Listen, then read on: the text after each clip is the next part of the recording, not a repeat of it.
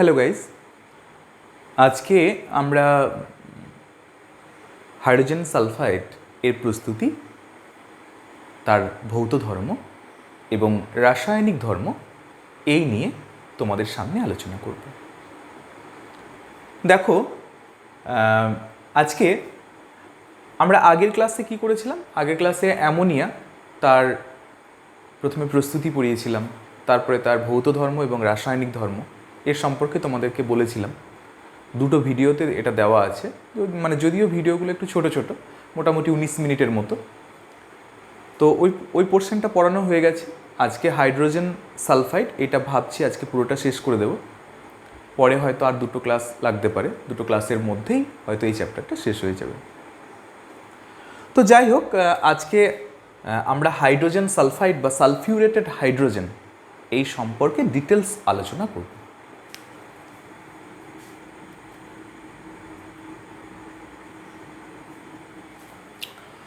Hydrogen sulphide সংকেত কি? H2S। Hydrogen sulphide যার সংকেত হলো H2S। তাহলে এই হাইড্রোজেন সালফাইড কি? হাইড্রোজেন সালফাইড হলো একটা বর্ণহীন গন্ধযুক্ত একটা বিষাক্ত গ্যাস।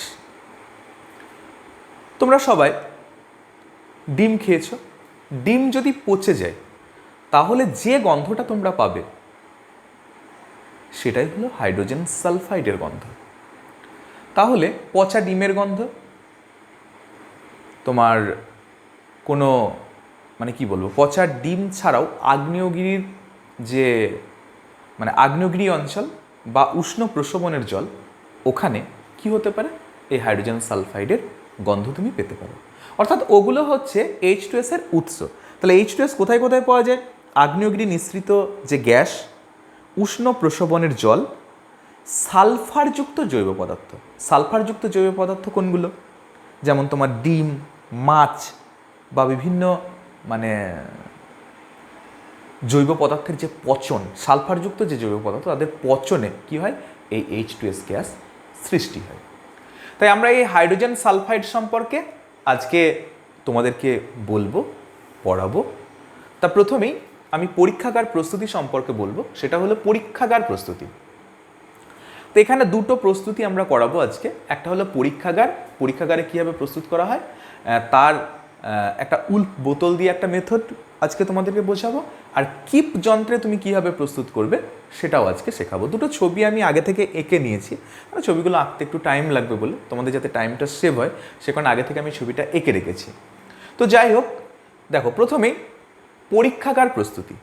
তো পরীক্ষাগারে কি করা হয়? পরীক্ষাগারে ফেরাস সালফাইড সাধারণ উষ্ণতায় ফেরাস সালফাইডের সঙ্গে লঘু H2SO4 অর্থাৎ লঘু সালফিউরিক অ্যাসিডের বিক্রিয়ায় H2S গ্যাস উৎপন্ন করা হয়।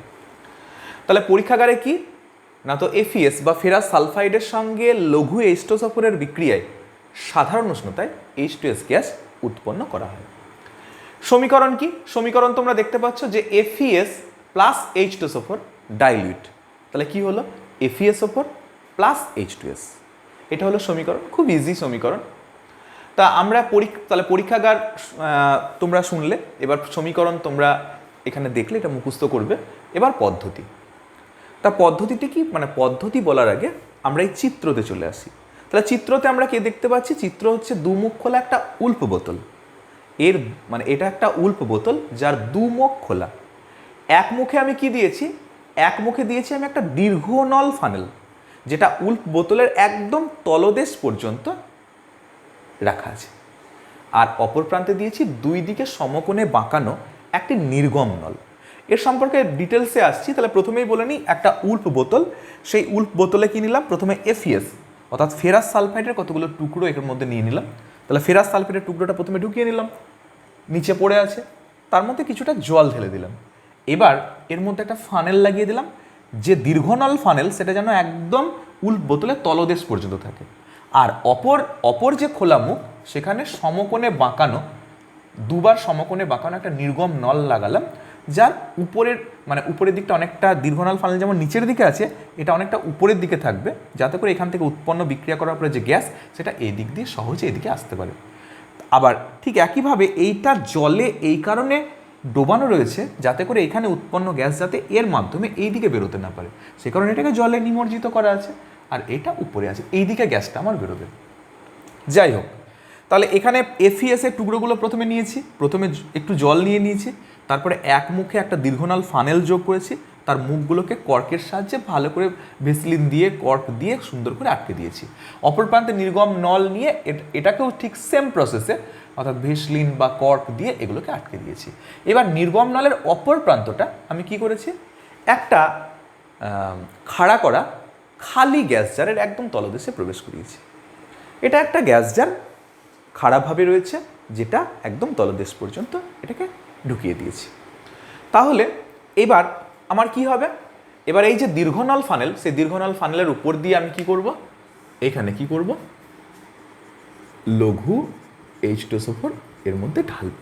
তাহলে দীর্ঘনল ফানেলের মধ্যে আমি লঘু H2SO4 ঢালবো, লঘু H2SO4 যেই ঢালবো এইটা দীর্ঘনল ফানেল দিয়ে কি সোজা এখানে চলে আসবে, এইখানে যেই নিচে চলে আসবে তখন কি হবে, এই এফইএস এর সঙ্গে লঘু H2SO4 বিক্রিয়া হবে। আর আমরা কি দেখেছি, এফইএস এর সঙ্গে লঘু H2SO4 বিক্রিয়া করলে কি হবে, ফেরাস সালফেট আর H2S উৎপন্ন হবে। তাহলে ফেরাস সালফেট কি একটা লবণ, যেটা এই জলের মধ্যে দ্রবীভূত থেকে যাবে। আর এই যে H2S, সেই H2S গ্যাসটা কি হবে, এই নির্গম নল দিয়ে আস্তে আস্তে এই গ্যাসটা এই দিক দিয়ে আসবে। এবার এই গ্যাসটা এই দিকে এসে এখানে এসে জমা হবে। দেখো, তাহলে এটা একটা খোলা গ্যাস জার। তাহলে এখানে গ্যাসটা কীভাবে জমা হচ্ছে, তার কারণ হচ্ছে এই যে H2S হচ্ছে বাতাসের চেয়ে 1.2 গুণ ভারী, মানে বাতাসের থেকে বেশি ভারী।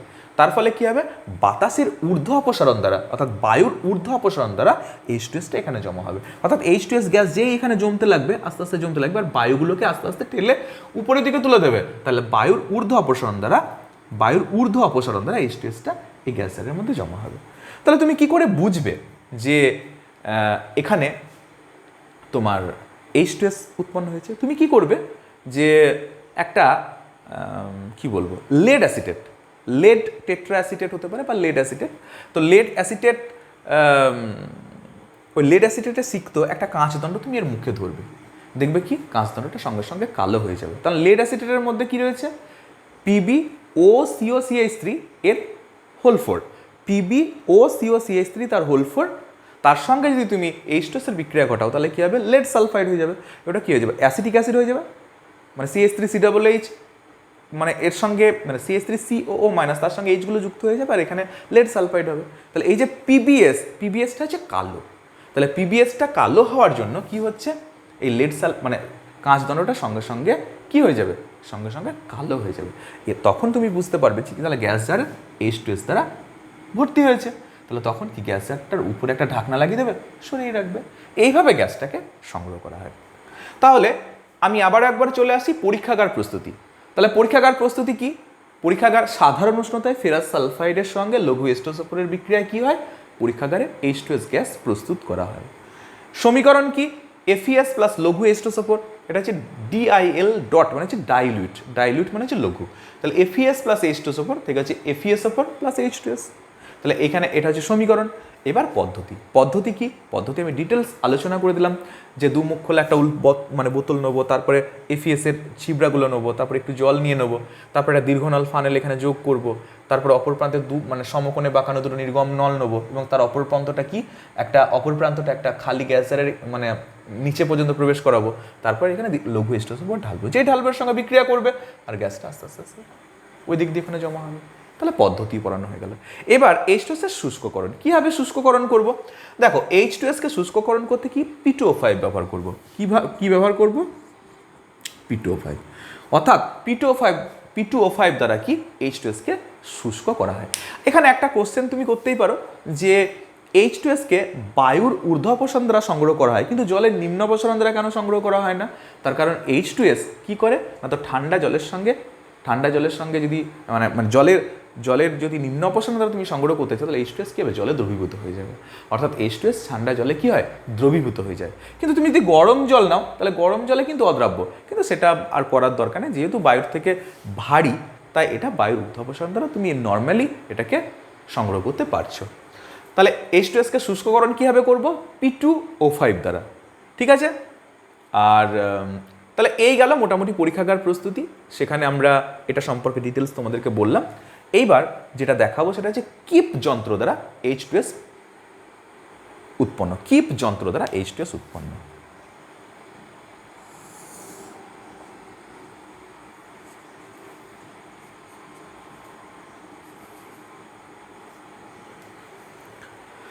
দেখো কিপ যন্ত্র দ্বারা আমরা কিভাবে H2S কে উৎপন্ন করতে পারি সেই প্রসঙ্গে তোমাদেরকে আমি বলবো। তাহলে দেখো কি দেখতে পাচ্ছি এখানে, এখানে একটা যন্ত্র দেখতে পাচ্ছি। সেই যন্ত্রটা হচ্ছে কেমন, একবার ভালো করে যন্ত্রটাকে দেখে নাও, তারপরে আমি বলছি।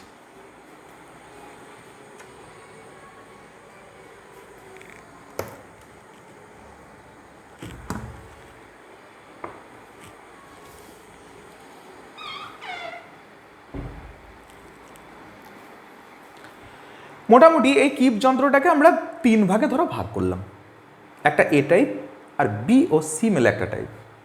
দেখো তাহলে এটা একটা গোলতল ফ্লাক্স। এই ফ্লাক্সটা কীরকম ফ্লাক্স?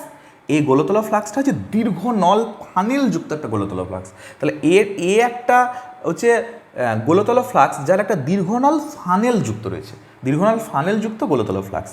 তার উপরের দিকে কি এখানে একটা কর্ক লাগানো রয়েছে এবং কর্কের মাধ্যমে কি রয়েছে এখানে আর একটা একটু ডিজাইন করা একটা ফানেল এখানে যুক্ত রয়েছে।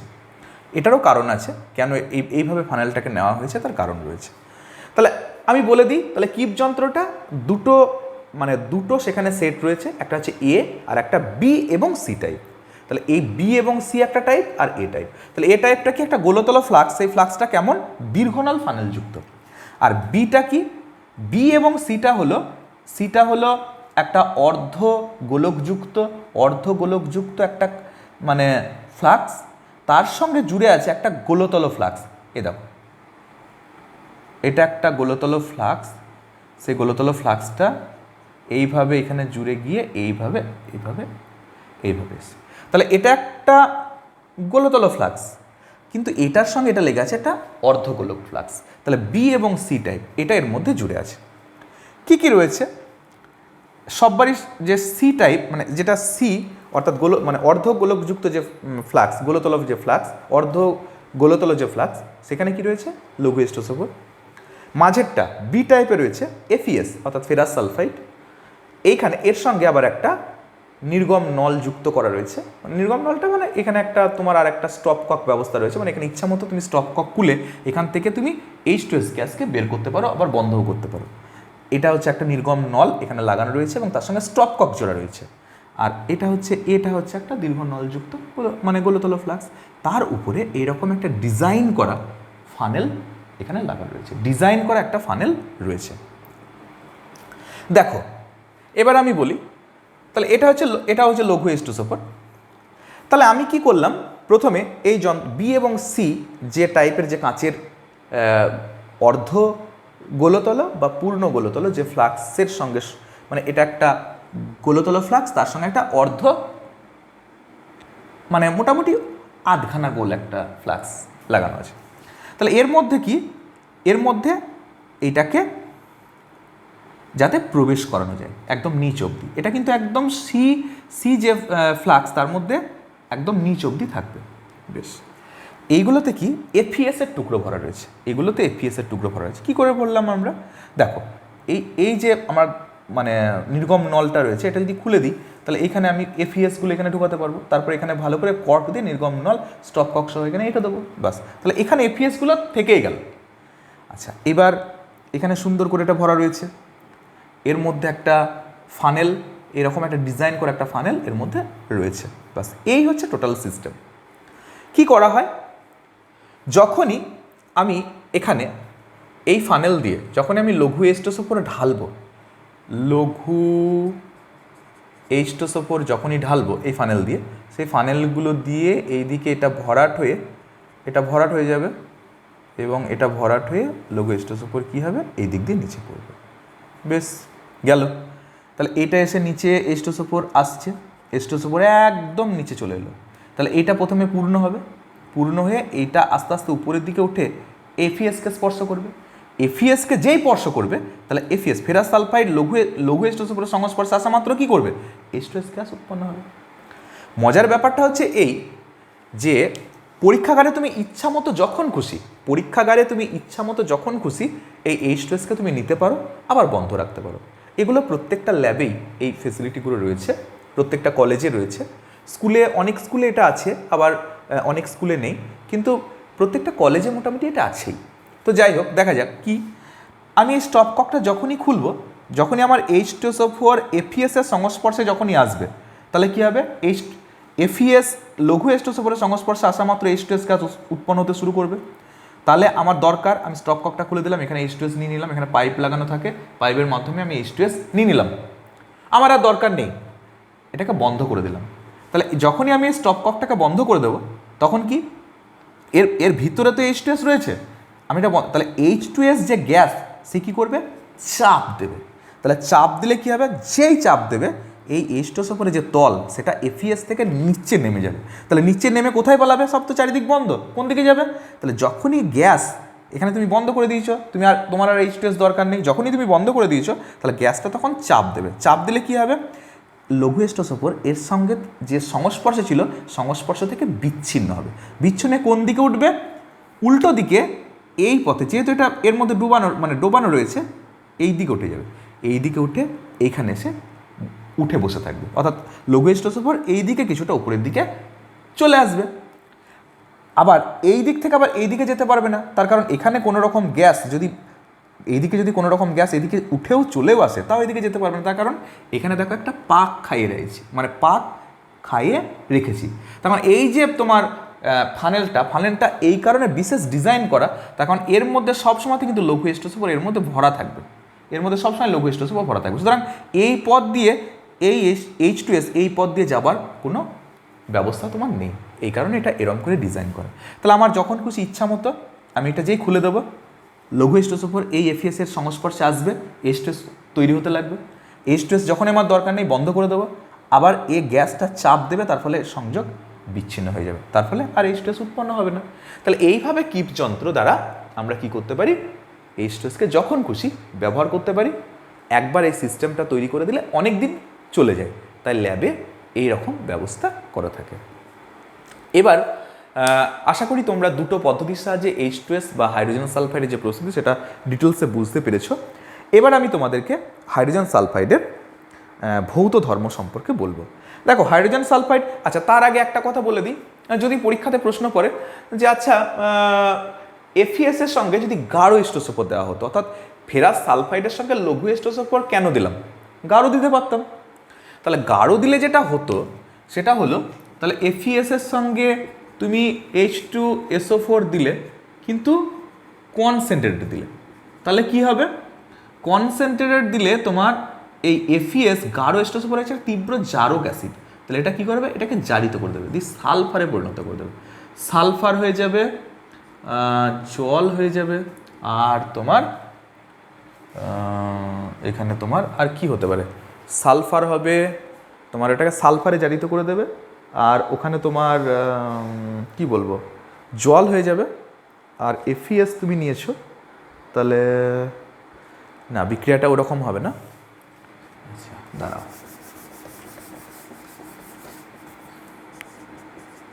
এফিএস প্লাস H2SO4 গাঢ়, তাহলে এটা তুমি বিক্রিয়া করলে, তাহলে ফার্স্ট FeSO4 প্লাস H2S হলো। দেখো তাহলে এই যে H2S, সেই H2S এর সঙ্গে আবার কি করবে, এই যে তোমার গাঢ় H2SO4 সেটা আবার এখানে তোমার বিক্রিয়া করবে, দিয়ে এইটাকে তখন কি করবে, সালফার ডাইঅক্সাইড, সালফার প্লাস জল। ঠিক আছে, অর্থাৎ এই H2SO4 এর সঙ্গে বিক্রিয়া করে কি উৎপন্ন করে দেবে, সালফারে ভেঙে দেবে, অর্থাৎ তুমি H2S পাবেই না। অর্থাৎ H2S যেটা উৎপন্ন করবে সে আবার এটা তীব্র গাঢ়, তো তার ফলে তীব্র হওয়ার জন্য H2Sকে কী করবে, জারিত করে দেবে, দিয়ে কী করবে, সালফারে ভেঙে দেবে এবং সালফার ডাইঅক্সাইড হয়ে যাবে, আর সঙ্গে জল হবে, বাস। এই কারণে তুমি গাঢ় H2SO4 ব্যবহার করবে না। তাহলে কেন, তো গাঢ় H2SO4 কেন ব্যবহার করব না, তার কারণ হলো এই যে ফেরাস সালফাইডের সঙ্গে লঘু H2SO4 ব্যবহার করে, তার লঘু H2SO4 লঘু H2SO4 এর জারণ ক্ষমতা নেই। কিন্তু তীব্র কেন ব্যবহার করব না, তীব্র H2S ওপর কী করবে, ওটাকে জারিত করে সালফার এবং সালফার ডাইঅক্সাইডে পরিণত করবে। H2S পাবোই না, সেই কারণে ওটাকে ব্যবহার করা হয় না। একইভাবে তুমি তাহলে এই প্রশ্নের উত্তরও পেয়ে যাবে যে যদি কখনো প্রশ্ন বলে যে H2S-কে শুষ্ককরণ কীভাবে করবে, P2O5 দ্বারা লিখবে। যদি বলে যে H2S-কে গাঢ় H2S দ্বারা শুষ্ককরণ করা মানে কেন হয় না, তখন লিখে দেবে যে H2S-কে গাঢ় H2S দ্বারা শুষ্ক করলে কী হবে, H2S গাঢ় অ্যাসিডের সঙ্গে বিক্রিয়া করে সালফার ডাইঅক্সাইড, সালফার এবং জল উৎপন্ন করবে, অর্থাৎ H2S তুমি পাবেই না। তাহলে সেই কারণে তোমার গাঢ় H2S ব্যবহার করা হয় না। এবার ভৌত ধর্মে চলে আসি। ভৌত ধর্ম ব্যাপারটা কি না, তো H2S হচ্ছে মানে পচা ডিমের ন্যায় গন্ধযুক্ত বর্ণহীন বিষাক্ত গ্যাস। এটি বাতাসের চেয়ে 1.2 গুণ ভারী, অর্থাৎ বাতাসের থেকে সামান্য ভারী। আর এটি ঠান্ডা জলে দ্রাব্য কিন্তু গরম জলে অদ্রাব্য। এই মোটামুটি এসব ব্যাপারগুলো গেল। এবার আমি জাস্ট কটা রাসায়নিক বিক্রিয়া পড়িয়ে দেবো, তাহলে এটা শেষ হয়ে যাবে।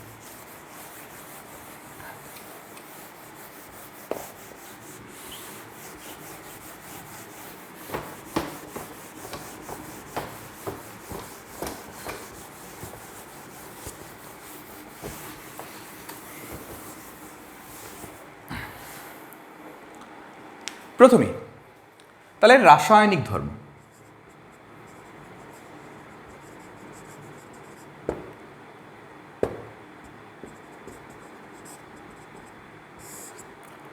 রাসায়নিক ধর্ম কি, অর্থাৎ 1 নম্বর হচ্ছে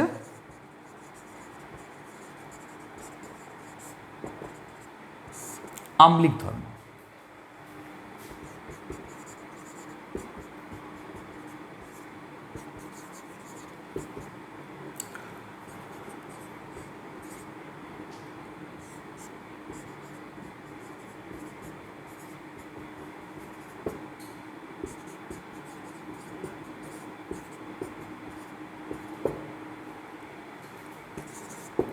কি দেখতে পেলে, আমরা জানি যে সকল মানে যৌগ জলীয় দ্রবণে বিয়োজিত হয়ে হাইড্রক্সোনিয়াম আয়ন উৎপন্ন করে, যে সকল যৌগ জলীয় দ্রবণে বিয়োজিত হয়ে হাইড্রক্সোনিয়াম আয়ন উৎপন্ন করে তাদেরকে কি বলা হয়, যে সকল যৌগ জলীয় দ্রবণে বিয়োজিত হয়ে হাইড্রক্সোনিয়াম আয়ন উৎপন্ন করে তাদেরকে কি বলা হয়, অ্যাসিড বলা হয়।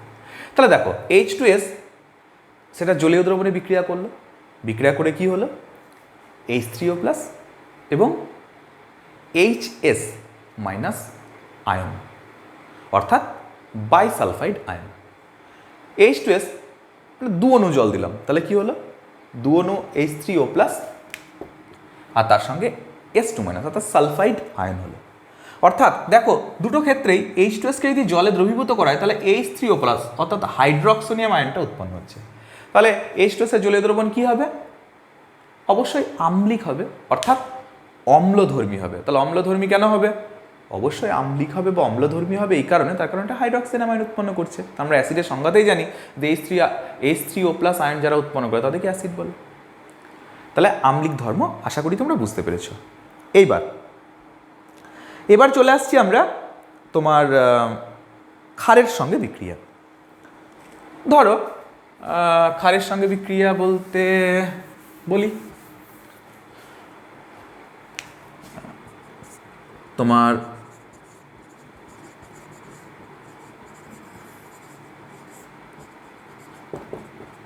ক্ষারের সঙ্গে বিক্রিয়া, ধরো H2S NaOH এর সঙ্গে বিক্রিয়া করছে, তাহলে NaHS প্লাস কি হবে, জল হবে। বেশ, এইবার এক্সেস করে দিলাম, তাহলে তোমার Na2S প্লাস জল ব্যালেন্স করে নেবে, ব্যালেন্স যদি কোনো অসুবিধা হয় ব্যালেন্স করে নেবে। তো যাই হোক, আমি মেন ব্যাপারটা বলছি।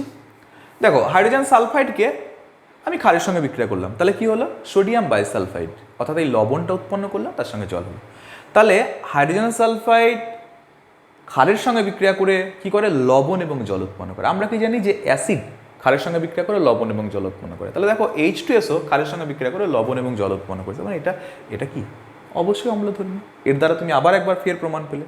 তাহলে H2Sকে যদি একটু এনএইচটা বাড়িয়ে দাও, 2 অণু করে দিলাম, তাহলে কি হলো Na2S, অর্থাৎ সোডিয়াম বাইসালফাইড বা সোডিয়াম সালফাইড উৎপন্ন করে।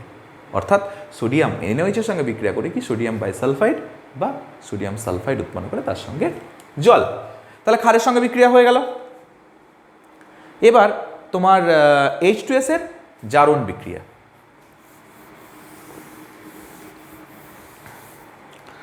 আচ্ছা, জারণ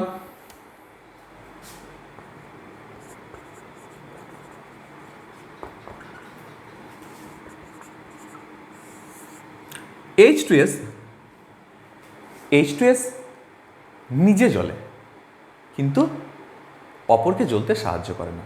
অর্থাৎ H2S হলো একটি দাহ্য, H2S হচ্ছে নিজে দাহ্য কিন্তু দহনের সহায়ক নয়। H2S হচ্ছে নিজে দাহ্য কিন্তু দহনের সহায়ক নয়। ধরো H2S-কে তুমি অক্সিজেনের উপস্থিতিতে তুমি পোড়ালে, তাহলে কি হবে, তোমার সালফারের গুঁড়ো হবে, জল হবে। তুমি H2S-কে অক্সিজেন দিলে কিন্তু অতিরিক্ত অক্সিজেন দিলে, তাহলে কি হবে, সালফার ডাইঅক্সাইড হবে, জল হবে। তাহলে বিক্রিয়াটা একটু দেখে নাও। বিক্রিয়াতে এখানে দেখানো হয়েছে যে H2S-কে যদি অক্সিজেনের সঙ্গে বিক্রিয়া ঘটায়, মানে অপর্যাপ্ত অক্সিজেন দিলাম, তাহলে অপর্যাপ্ত অক্সিজেন দিলে H2S অপর্যাপ্ত মানে কম, তাহলে অপর্যাপ্ত অক্সিজেন দিলে কি হবে, সালফারের গুঁড়ো উৎপন্ন হবে এবং নীল শেখায় জ্বলবে। আর যদি H2S-কে এক্সেস অক্সিজেন দেওয়া হয় তাহলেও এটা জ্বলবে, কিন্তু সালফারের গুঁড়োর জায়গায় সালফার ডাইঅক্সাইড উৎপন্ন করবে, বাস। তাহলে দুটোতেই জ্বলবে। তাহলে H2S কি একটা দাহ্য গ্যাস, অক্সিজেনের সঙ্গে যদি বিক্রিয়া করা হয় তাহলে কি সালফার এবং সালফারের গুঁড়ো এবং সালফার ডাইঅক্সাইড উৎপন্ন করবে। এবার এর বিজারণ ধর্ম পড়াবো আমি। H2S এর বিজারণ ধর্ম।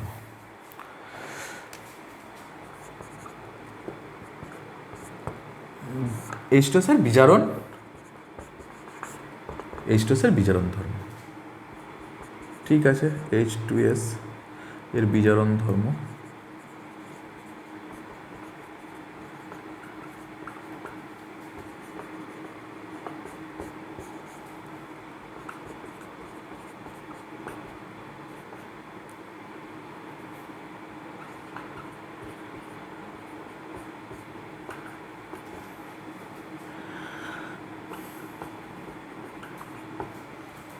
দেখে নাও বিক্রিয়াটা একবার। K2SO4, সালফার, জল এবং ক্রোমিক সালফেট। ক্রোমিক সালফেট হচ্ছে তোমার Cr2SO4 তার হোল 3, তাহলে এটা হবে বর্ণ হচ্ছে সবুজ। আচ্ছা বেশ, দেখো তাহলে H2SO4 এই H2S অর্থাৎ হাইড্রোজেন সালফাইড, H2S হাইড্রোজেন সালফাইডকে যদি আমরা অ্যাসিডের সংস্পর্শে, H2SO4 মানে হচ্ছে অ্যাসিড, অ্যাসিডের সংস্পর্শে কমলা বর্ণের পটাশিয়াম ডাইক্রোমেটের সঙ্গে যদি বিক্রিয়া করানো হয়, তাহলে H2S সামান্য অ্যাসিডের উপস্থিতিতে পটাশিয়াম ডাইক্রোমেট অর্থাৎ কমলা বর্ণের পটাশিয়াম ডাইক্রোমেটের সঙ্গে বিক্রিয়া করলে H2S কি করবে, H2S এই কমলা বর্ণের ডাইক্রোমেটকে ক্রোমিক সালফেটে পরিণত করবে, ক্রোমিক সালফেটে পরিণত করবে। তাহলে এখানে এটা 3+ রয়েছে আর এখানে এটা কততে রয়েছে তোমার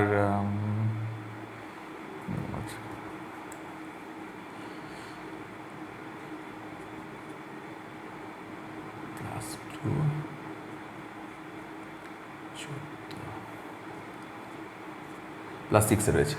তাহলে দেখো এখানে এই যে কমলা বর্ণের পটাশিয়াম ডাইক্রোমেট, সেখানে ক্রোমিয়ামটা কততে রয়েছে, +6 রয়েছে, +6। তাহলে এই যে জারণ অবস্থা, +6 জারণ অবস্থা থেকে চলে এসেছে কোথায়, +3-তে, অর্থাৎ এটা বিজারিত হয়েছে। অর্থাৎ H2S কি করেছে, এই কমলা বর্ণের পটাশিয়াম ডাইক্রোমেটকে বিজারিত করেছে, বিজারিত করে ক্রোমিক সালফেটে পরিণত করবে, ক্রোমিক সালফেটে সবুজ বর্ণের ক্রোমিক সালফেটে পরিণত করেছে। আর নিজে এখানে কি হয়েছে, H2S থেকে এখানে জারিত হয়েছে, এর জারণ সংখ্যা বেড়েছে আর ক্রোমিয়ামের জারণ সংখ্যা হ্রাস পেয়েছে। তাহলে দেখো এখানে বিজারণ হয়েছে, তার মানে বিজারণটা কে করেছে, H2S। তাহলে এটাকে বলা হয় H2S এর বিজারণ ধর্ম। আবার একবার বলে দিই না, তো লঘু মানে সামান্য অ্যাসিডের উপস্থিতিতে কমলা বর্ণের পটাশিয়াম ডাইক্রোমেটের সঙ্গে যদি H2S বিক্রিয়া করানো হয় তাহলে কি হবে, পটাশিয়াম ডাইক্রোমেটকে ক্রোমিক সালফেটে, সবুজ বর্ণের ক্রোমিক সালফেটে বিজারিত করে কে, H2S। এটাকে বলা হয় H2S এর বিজারণ ধর্ম।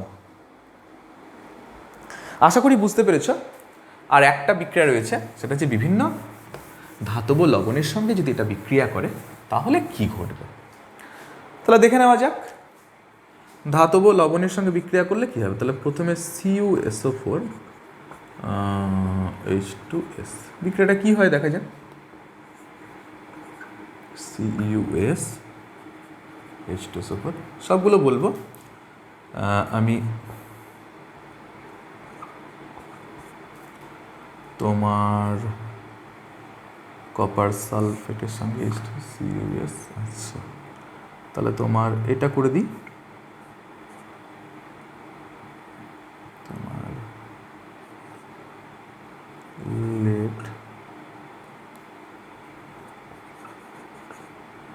লেড নাইট্রেটের সঙ্গে H2S, তাহলে কি হবে PbS প্লাস HNO3। তাহলে দেখো CuSO4 এর সঙ্গে H2S বিক্রিয়া ঘটেছে, CuSO4 এর সঙ্গে H2S বিক্রিয়া ঘটেছে, দিয়ে CuS এবং H2SO4 উৎপন্ন হয়েছে। তোমার তারপরে দেখিয়েছি লেড নাইট্রেটের সঙ্গে H2S বিক্রিয়া করেছে, দিয়ে লেড সালফাইড হয়েছে এবং HNO3 হয়েছে। তুমি যদি সিলভার নাইট্রেটের সঙ্গে বিক্রিয়া ঘটাও তাহলেও সেম ঘটনা ঘটবে। তাহলে তোমার সিলভার নাইট্রেট তার সঙ্গে H2S, তাহলে কি হবে PbS হবে এবং তার সঙ্গে HNO3। একটু ব্যালেন্সটা বাড়িতে নিজে নিজে করবে, তাহলে মোটামুটি ব্যাপারটা বোঝা যাবে। তাহলে এখানে সব থেকে মজার ব্যাপার হচ্ছে এইটাই যে সব বিক্রিয়াগুলো একই টাইপের। তাহলে আমরা কি করেছি, এগুলো সব একটা মানে বিভিন্ন ধাতব লবণ, বিভিন্ন ধাতব লবণের ধরো তোমার জলীয় দ্রবণ, ঠিক আছে। তাহলে নীল বর্ণের কপার সালফেটের যে জলীয় দ্রবণ তার সঙ্গে তুমি H2S বিক্রিয়া ঘটিয়েছো। তাহলে নীল বর্ণের কপার সালফেটের যে জলীয় দ্রবণ তার সঙ্গে H2S বিক্রিয়া ঘটেছে, দিয়ে কি হয়েছে কপার সালফাইডের কি করবে কালো অধক্ষেপ, ব্ল্যাক।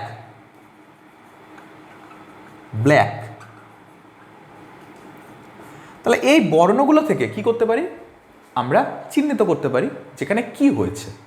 তাহলে দেখো CuSO4 তার সঙ্গে H2S বিক্রিয়া করেছে, তাহলে CuS কপার সালফাইডের ব্ল্যাক তুমি প্রেসিপিটেট পেয়েছো তার সঙ্গে H2SO4। লেড নাইট্রেট, এটা ভুল হয়েছে, PbNO3 তার হোল 2 হবে, তাহলে এটা 2+ রয়েছে, হ্যাঁ তবে ওখানে ঠিক হবে। তাহলে PbNO3 তার হোল 2 এটাকে বলা হয় লেড নাইট্রেট।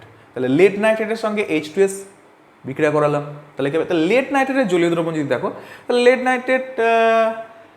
নাইট্রেট তারপরে তোমার সিলভার নাইট্রেট এর জলীয় দ্রবণ মানে এমনি মানে বর্ণহীন, তার সঙ্গে যদি H2S বিক্রিয়া করা হয় তাহলে কি হবে ব্ল্যাক রয়েছে, মানে লেড সালফাইড এবং